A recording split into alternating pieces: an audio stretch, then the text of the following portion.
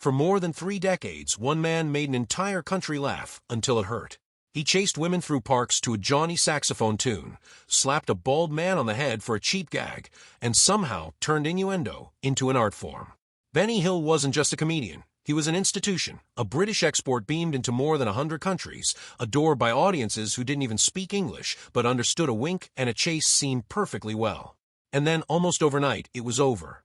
The cameras stopped rolling, the studio lights went dark, and a show that had once pulled in over 20 million viewers a week vanished from British screens entirely.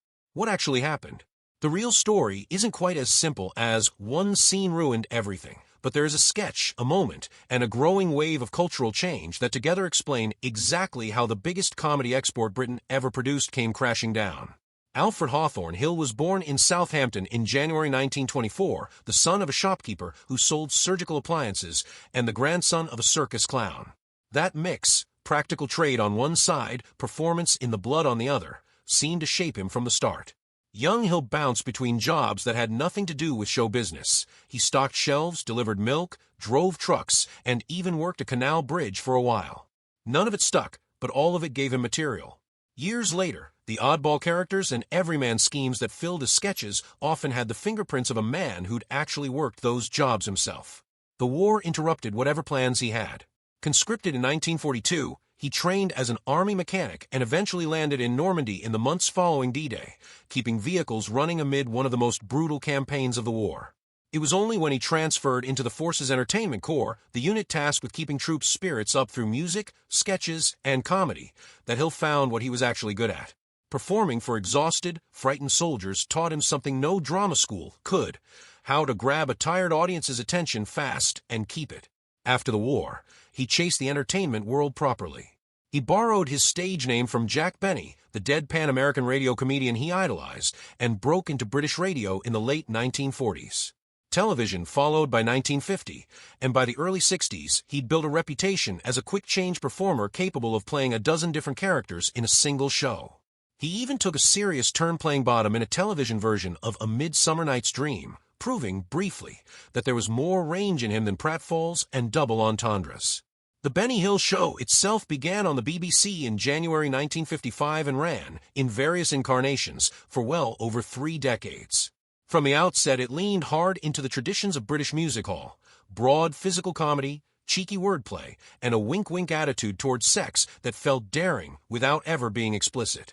A rotating cast of collaborators helped shape the show's tone over the years, and one figure in particular became inseparable from Hill's image: Jackie Wright, the bald character actor whose head Hill would smack in sketch after sketch, always to a roar of audience laughter. The show hopped networks a few times through the 1950s and 60s before settling in for good with Thames Television in 1969, a move that changed everything. Freed from a weekly schedule, Hill began producing hour-long specials instead, giving him room to build bigger, more elaborate sketches and musical send-ups. It was this version of the show, polished, internationally syndicated, dubbed into languages Hill never spoke a word of, that turned him into a genuine global phenomenon. By the early 1970s, the program was drawing more than 20 million viewers in Britain alone, and it was eventually broadcast in over 100 countries, making Hill one of the most widely watched comedians on the planet, arguably rivaling names far more famous in his home country. 2 elements became inseparable from the show's identity in these years.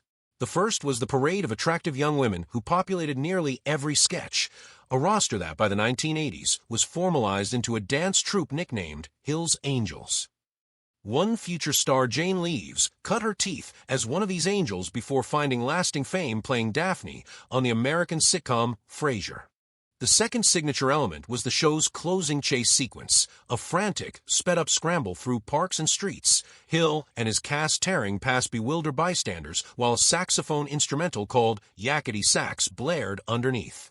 That piece of music became so tied to Hill's brand of comedy that it's still nicknamed the Benny Hill theme, today, decades after the show ended, and it was even voted Britain's favorite television theme tune in a 2015 poll. By the time the 1980s arrived, though, the cultural ground under Hill's brand of comedy was shifting fast, and the show hadn't shifted with it. A new generation of British comedians, sharper, more political, openly hostile to what they saw as old-fashioned seaside postcard humor, was rising through venues like the Comedy Store in London.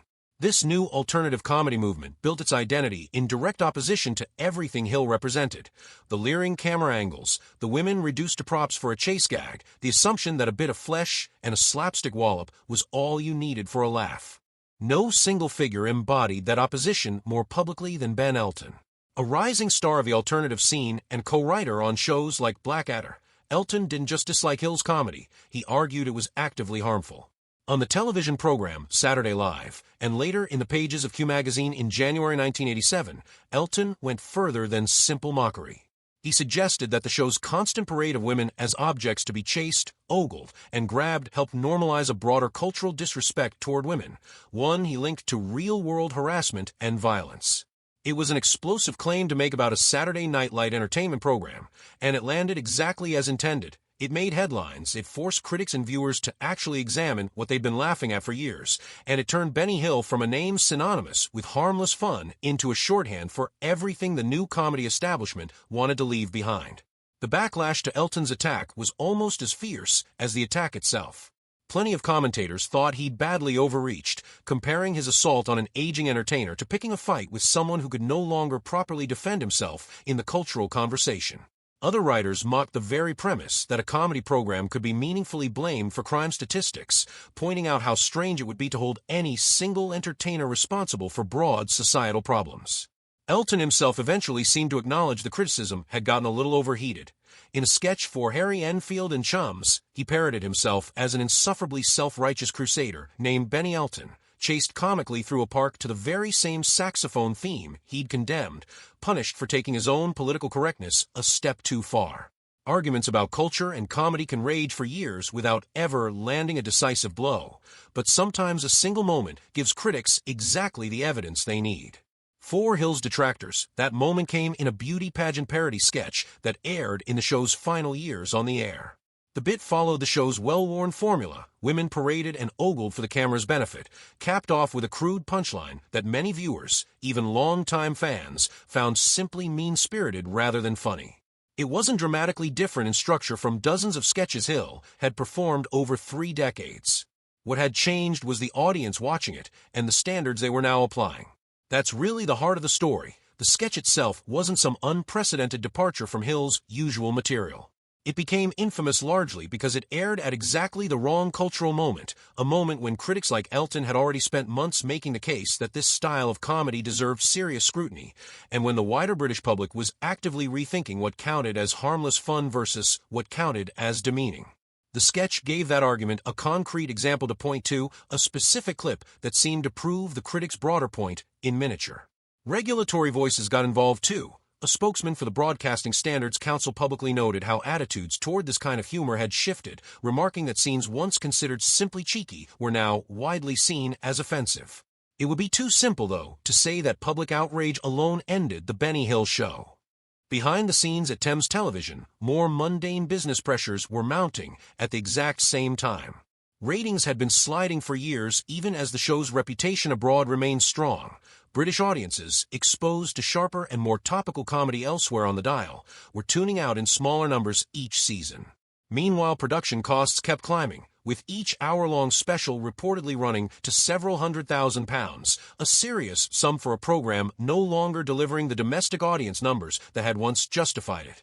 Declining ratings meant declining advertising revenue, and declining advertising revenue made an increasingly expensive show a much easier target for cancellation, regardless of how it was performing overseas.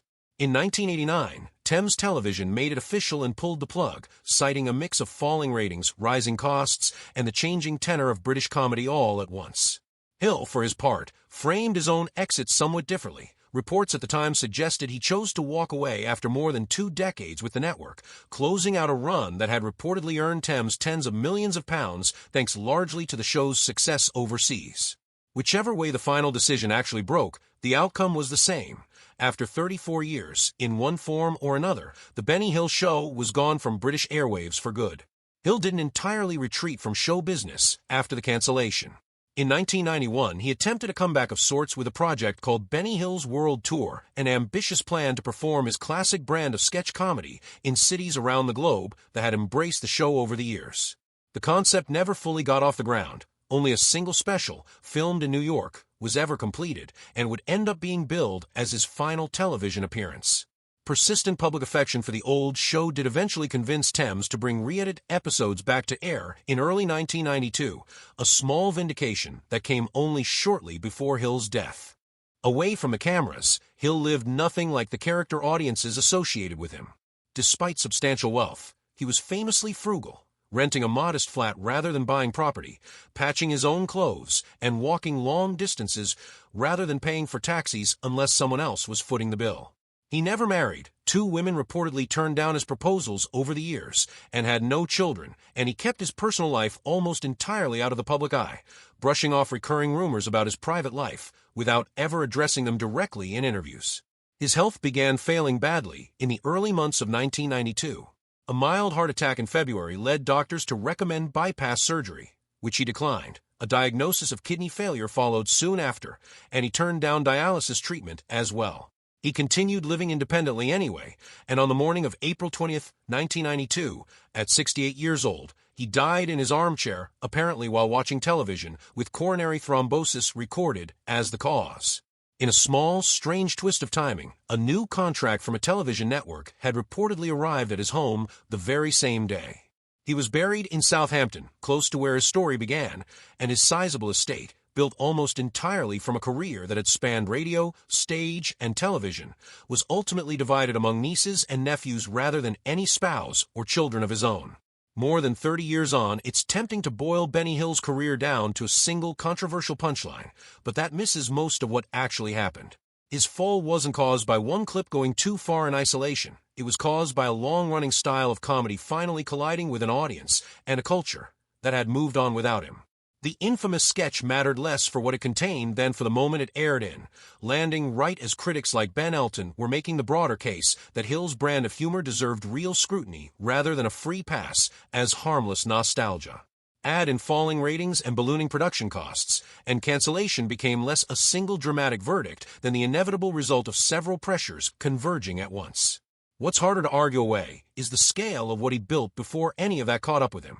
Few British entertainers of his generation ever reached the kind of genuine global audience Hill did, translating physical comedy across languages and borders in a way that required no subtitles to land. He picked up a BAFTA for his writing, earned Emmy nominations in America, and was honored internationally with the Rose d'Or.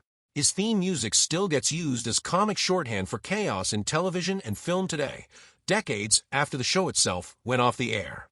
Benny Hill's legacy, in the end, is a genuinely complicated one, proof that a performer can be simultaneously a groundbreaking commercial success and a symbol of exactly the kind of comedy an entire industry eventually decided to leave behind.